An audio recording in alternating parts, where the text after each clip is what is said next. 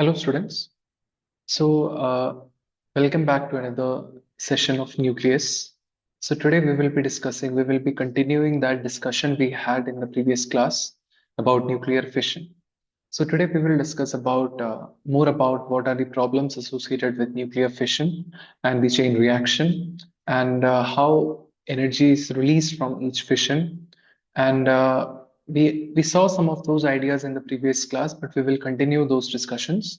And we will also see about power plants, nuclear power plants, how they work in brief. And we will also see about nuclear fusion. Okay, so let's move on to the session. So let's quickly have a recap of what we discussed in the previous class.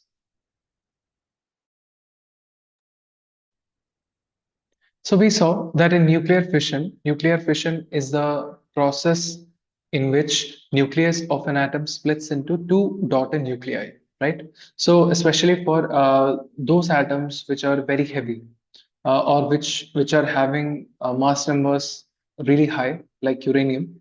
So those elements are unstable because they have low value of binding energy per nucleon, right? So they split themselves into two daughter nuclei and become more stable with a higher value of binding energy per nuclei. So the parent nuclei gets split into two daughter nuclei, and this decay can be natural, spontaneous splitting by radioactive decay, or it can be simulated by in a lab by achieving necessary condition, like bombarding with thermal neutrons. We have seen that in the previous class. Also, we have seen about nuclear chain reactions. So we have seen it is a process in which neutrons released in one generation produce additional fissions, and that leads to the generation of more neutrons, which again leads to more fissions. So this continues. It can be of two types. It can be uncontrolled fission or it can be controlled fission, right? So we have seen like this three thermal neutrons generated in the second generation. Again, that leads to more fission. That again leads to six thermal neutrons, which again multiplies the fissions happening. Okay, so yes. So in uncontrolled nuclear reaction, when a fission causes more than one fission reactions in the chain reaction. Okay, and energy will multiply in milliseconds, and that is using nuclear bombs. While in controlled nuclear reactions, one fission causes only one more fission reaction in the chain reaction. So the energy liberated will be at a constant rate, and that is what we utilize in nuclear reactors. Okay. Now, what are the problems associated with a chain reaction? What are the issues associated with a chain reaction? Basically, it is all about the concentration of fuel that we have. So uranium-235 is a really good fuel which can help us in fission process. But the problem is that the abundance of uranium-235 is very less. Okay, so the majority we have out of all the uranium isotopes, we have 238 as the majority one with 99.3 concentration, right? Percent concentration. Uranium-235 is only about 0.7%. So that leaves us with very scarce amount of resources, a scarce amount of fuel for future. Okay, but we have certain ways of dealing with it. Like we try to use alternative fuel. Okay, so but again, this is the very commonly used fuel in nuclear reactors, right? Okay. And uranium-238 is non-fissile, right? It's difficult to, you know, cause fission using uranium-238 by thermal neutrons, right? So uranium-238 can only be fissioned with high energy neutrons. But in most of our reactors, we have slow-moving thermal neutrons, so which again can cause fission in 235, not in 238, right? So that is a major issue we have. And Okay. And uranium-238 on collision with a fast-moving neutron releases three slow neutrons along with the daughter nuclei. So these slow neutrons again cannot cause a chain reaction because slow moving since they are slow moving, they may not be able to do the fission of uranium-238 again. So unless we are supplying external energy to make it fast moving. So it's a very difficult to it's very difficult to sustain that reaction involving uranium 238, right? That is another issue we are facing. Okay, now uranium 235 is fissionable only by slow neutrons, as we have discussed in the previous class as well, which are having energy less than 1 electron volt or 0.025 electron volt, right? So uranium 235 nuclei on collision with a thermal neutron releases three fast-moving neutrons along with the daughter nuclei. But these fast-moving neutrons can be moderated, right? So if it is fast-moving, we can moderate it by using a moderator. But if it's slow-moving, it's difficult to provide external energy and to make it fast-moving, like the problem faced with uranium 238. Okay. So each of the neutrons released has an energy of 2 MeV. So it's a really high energy neutrons emitted. So we have to slow them down, right? That's what we do in the reactors.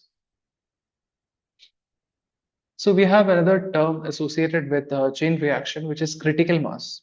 Okay, so in order to keep the reaction fission going, so we need a certain mass of the fuel.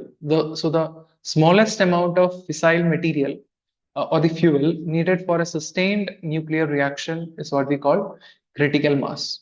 Okay, so the critical mass depends on nuclear properties, right? So the thickness of the material, amount of atoms present per unit volume. It also depends on the density of radioactive material, right? So and the shape, of course, and the purity of material temperature, purity of material. Then we have also dependency on temperature and surroundings. Okay, so all these are factors which affects the critical mass.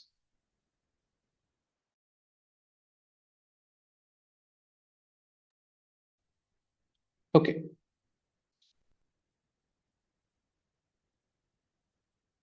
so we define a small parameter which is called K. What do you mean by K here? K is the number of fissions in present generation divided by number of fissions in the previous generation. So this gives us a proper idea about the rate of the fission reaction, right? So in the numerator, we have number of fissions in the present generation. In the denominator, we have number of fissions in the previous generation. So if K is greater than 1, if K is greater than 1 means this numerator is clearly greater than denominator. That means number of fissions in the present generation is more than the number of fissions in the previous generation. That means the number of reactions are increasing successively. That means the fission rate or the energy liberated, the rate of energy liberation is increasing. Okay. Now, if the K value is equal to 1, that means numerator and denominator are equal. That means the number of fission reactions present in present generation is equal to number of fissions in the previous generation. So that means the energy liberated will be constant. So one fission resulting in another fission, this fission resulting in another fission. So successively, the energy generated will be constant, right? Now, if K is less than 1, that means in the new generation, the number of fission is decreasing, right? So in the current generation, the number of fissions happening is less than the number of fission that happened in the previous generation. That means the fission rate, the energy liberated rate is decreasing. Okay. Now, we will look at some of the power plants. We have a lot of power plants which work on the principle of hydroelectricity. Then we have nuclear power plants, of course. Then we have solar power plants, right? So in this, we will be looking at nuclear reactors. So you can see a rough structure of how the nuclear reactor looks like. We will watch a short video for better understanding of that, how nuclear reactor is structured. So let me share the sound.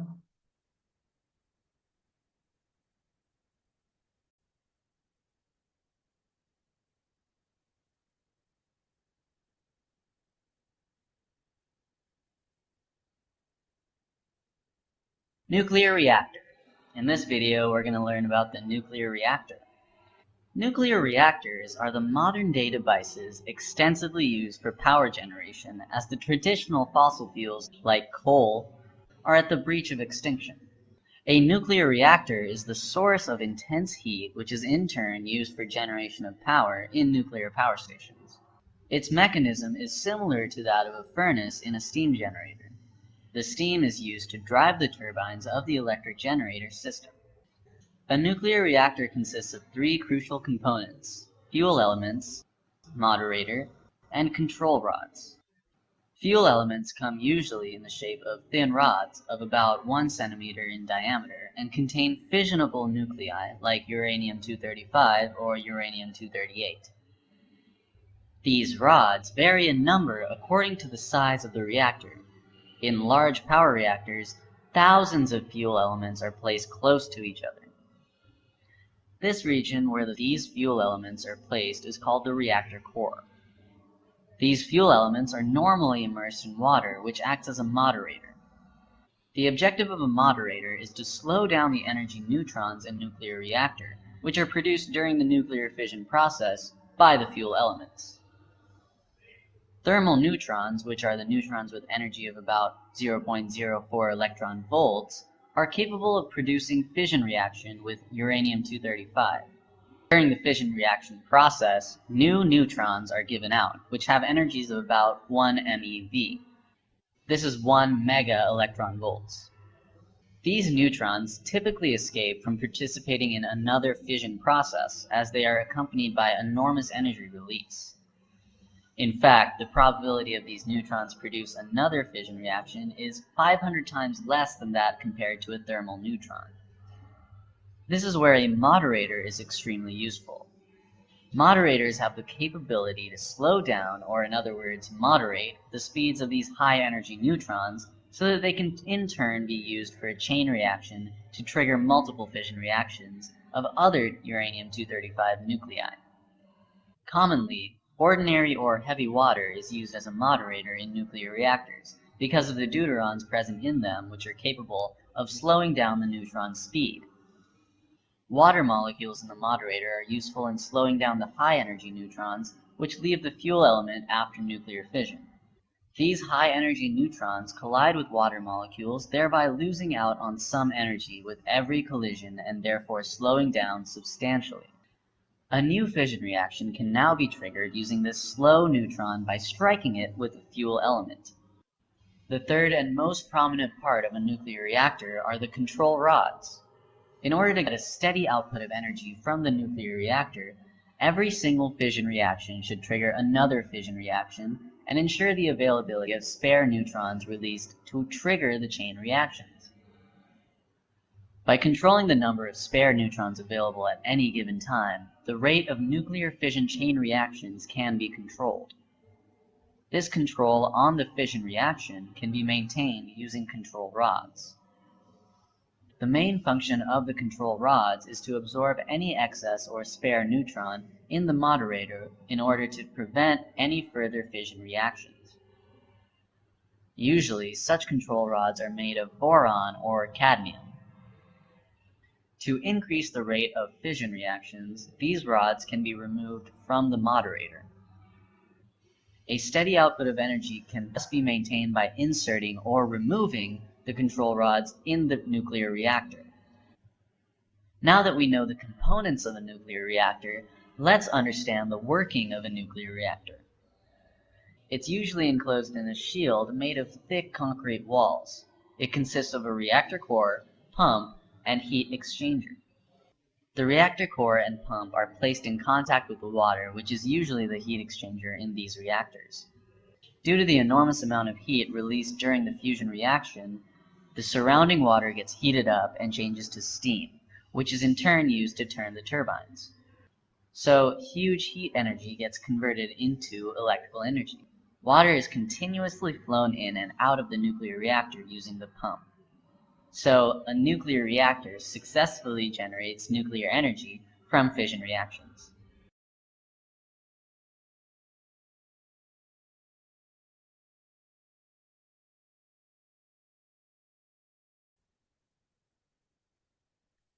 So as we have seen in the video, you can see the core of the reactor is the site of the nuclear fission which contains the uranium roots.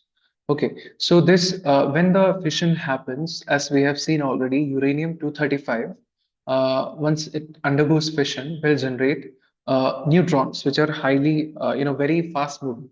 or highly energetic. So we have to slow down these, and moderators are used in the reactors for this purpose. Okay, so we use moderators to slow down the neutrons. So the core is surrounded by a reflector to reduce any leakage outside. Okay, and the reactor can be shut down by the means of control rods. So how do you shut down the reactor? Basically, what you do is when you put the control rods in, what happens is it will absorb the neutrons, or the absorption rate of these neutrons emitted will increase, and that will slow down the reaction. Okay, the energy released in fission is continuously removed by cold water, which heats up the water present in the tank so that the steam is produced. And this steam is what drives the turbines and generates electricity. Okay, so just like any other reactor. So, what are the components of nuclear reactor? Let's look into a bit of detail. So, uranium-235 is the basic fuel that we are using here for the fuel rod. So, usually pellets of uranium oxide are arranged in tubes to form fuel rods, as you can see in this figure. Okay, and what are we using as a moderator? And what is a moderator? Basically, it's what slows down the neutrons released from fission so that they cause more fission, right?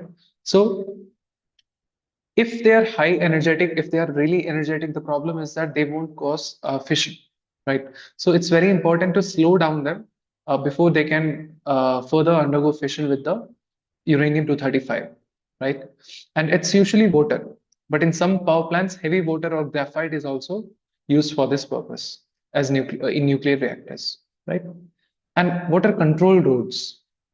These are made with neutron absorbing material like cadmium, boron, hafnium, and are inserted or withdrawn from the core to control the rate of reaction or to hold it. So depending on how we want to control it, if you want to control it really fast, we will immerse this control rods uh, into the reactor core. Okay, so they are used to maintain the K value near unity, because we've seen that the K value means the number of fissions happening in the present divided by the number of fissions happened in the previous generation. Right. So if the K value is near to unity, that means the energy produced is at a constant rate, and the reaction is going in a controlled manner. Okay. And there is something called coolant used in the nuclear reactor. It's a fluid which is circulating through the core in 2-3 loops so as to transfer the heat from it. Okay, and coolant should have high specific heat capacity. So the heat generated here in this process in the core is being transferred to a water, which in turn produces steam, and that is what is running the turbine, producing the electricity. Okay, so example for coolant: water, CO2, or air. And the structure around the nuclear reactor, which is called the containment, uh, and associated steam generator, designed to protect it from outside intrusion and to protect the outsiders from the effect of radiation in case of any serious malfunction inside, right? So that is what we call the containment. It is typically a meter thick concrete and steel structure, right? So the whole setup is inside a meter thick concrete and steel structure, so that it is protected. The design is protected from the outside intrusion, and the people outside are also protected from the any malfunction inside that may cause the emission of radiation outside. Okay, very small question here. During an atomic explosion, the energy released is due to, the options are conversion of proton to neutron, conversion of chemical energy into heat energy, conversion of mechanical energy into nuclear energy, conversion of mass into energy. Okay, so you know that in nuclear fission, what happens exactly? So we have a heavy nuclei which undergoes fission and gets split into two daughter nuclei. So the mass of the daughter nuclei are not equal to, some of the mass of the daughter nuclei are not equal to the mass of the parent nuclei. And the difference in those masses is coming out in the form of energy. So what happens is basically the conversion of mass into energy. So the energy released in this process is delta mc square, where delta m is the mass associated with the difference in masses of the sum of the masses of daughter nuclei and the mass of the parent nuclei. So here is the solution. So the mass of the parent nuclei is greater than mass of the daughter nuclei combined. So this loss in mass is what is converted to energy. So option D is the correct answer, conversion of mass into energy. Now, which is the moderator used in the nuclear reactor? So we have seen that moderator is a material in the core which slows down the neutrons released from fission so that they cause more fission.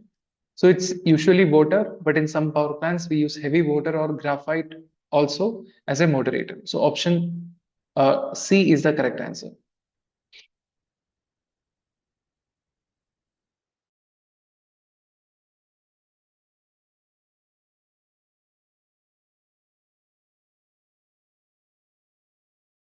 So that's all about fusion. Now let's move to nuclear.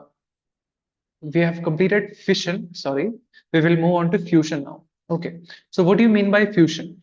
So we have seen that in the binding energy curve, we have seen that in the case of lighter nuclei, the lighter nuclei have very small binding energy per nucleon value. So to make it more stable, it has to combine with another lighter nuclei and become a heavier nuclei comparatively and become more stable, right? So that's what happens in fusion. So when two lighter nuclei come closer to one another within the range of attractive nuclear force, they may combine to form a bigger nucleus. And this process of nuclear fusion is exothermic in nature. That means large amount of energy is released with the combination of nuclei. Okay, so because when you bring two smaller nuclei, lighter nuclei together, there is of course Coulombic repulsion happening. So this has to be overcome for the fusion to happen. So nuclei must have enough energy to overcome the Coulombic repulsion for the nuclear attractive forces to take effect. Right. So when two hydrogen nuclei fuses together to form neutron, positron, and neutrino are released along with energy. Okay, you can see two hydrogen nuclei fusing together and they become deuteron, positron, and neutrino, and their energy is also released along. Okay, so for two hydrogen atoms to combine, they need to overcome this electrostatic repulsion as we have discussed. To overcome that barrier, huge amount of energy is required, and the temperature required for this process is around 3 into 10 power 9 Kelvin, which is really huge and is not possible to obtain in lab conditions on Earth. Okay. Now this kind of atmosphere, this kind of situation happens only in stars like Sun, right? So when fusion is achieved by raising temperature of the system so that the particles have enough energy to overcome the Coulombic repulsive barrier, this type of fusion is called thermonuclear fusion. So when you increase the temperature, the particles are getting this energy, and the temperature is so much high enough that the particles have enough energy to overcome this Coulombic repulsive barrier. Then this type of fusion is called thermonuclear fusion. Okay, and that is the source of energy in stars. Thermonuclear fusion occurs in the interior of Sun and is the main source of energy for the life on Earth. Okay, because the temperature of the interior of Sun is 1.5 into 10 to the power 7 Kelvin.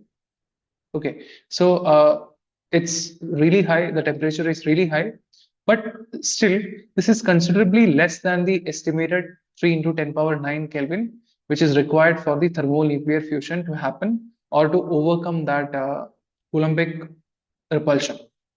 Okay, the fusion in Sun is only possible with protons whose energies are much above the average, right? So according to Maxwell's speed distribution, right? You have studied Maxwell distribution curve in the 11th kinetic theory of gases, right? So there are few nuclei which has very high speeds. So if you consider the average speed may be maybe less, but there may be few electron, there may be few nuclei whose energy will be very high. right? So their kinetic energy would also be much greater than the average kinetic energy. Thus, they would be able to fuse. Okay. So once the fusion process starts, the energy released would be sufficient to keep the fusion process going on, right? So to start the next fusion process, it's not difficult, but to get a start, it's a bit difficult to have these required conditions. Okay. So the thermonuclear fusion in Sun occurs in 4 steps. You can see the reactions here. You can see that proton, hydrogen, combining to become, this deuterium, and we have positron, neutrino, and energy released. And again, you can see electron and positron combining to form a gamma ray, to gamma rays, and along with the release of 1.02 MeV energy. Okay, and then again deuterium and protium combining to form tritium, sorry, the helium. Okay, and along with the release of gamma ray and 5.49 mega electron volt of energy. So similarly, again, two helium nuclei, uh, He23 fuses to form He24, right? So along with the release of 1H1, 1H1, 2 protium, and along with 12.86 MeV energy. Okay. So finally, if you see the net reaction release around 26.7 MeV energy in this process. So 4 hydrogen atoms are used up in this process to synthesize the helium nuclei. Okay, so when the hydrogen core depletes, the helium is used for fusion to create carbon atoms. Okay, so that's what happens in the fusion process, and this is what powers the stars like Sun. Okay, so we are stopping this discussion today. So we have studied about nuclear reactors. We have studied about what are the problems associated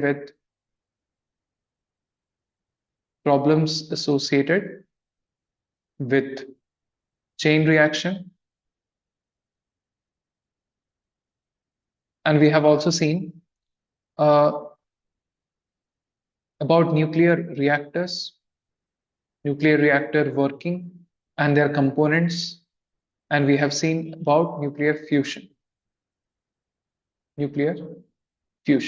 Okay, so this chapter is done. So we will be having an overview of this chapter in the next class, where we'll be discussing few questions from this chapter as well.